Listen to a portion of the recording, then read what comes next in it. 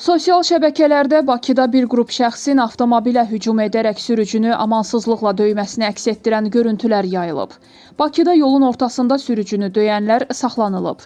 Daxili İşlər Nazirliyinin mətbuat xidmətinin əməkdaşı Elbrus İbrahimov bildirib ki, Chevrolet markalı avtomobilə qəsdən zərər vurulması və sürücüsünün bir qrup şəxs tərəfindən döyülməsini əks etdirən görüntülərlə bağlı hazırda Binəqədi rayon polis idarəsində istintaq araşdırması aparılır.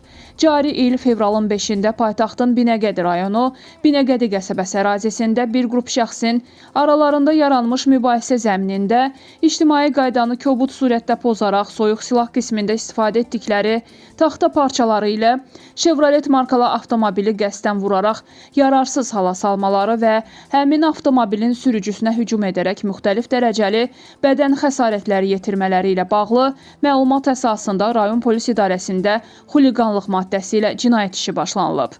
Əməli törətməkdə şübhəli bilinən Natiq Mustafa Kamalov, Vahid Cavadov, Nazim Rəhmanov və Azər Zahidli polis əməkdaşları tərəfindən saxlanılaraq istintaqa cəlb olunublar. Toplanmış materiallar baxılması üçün məhkəməyə təqdim edilib.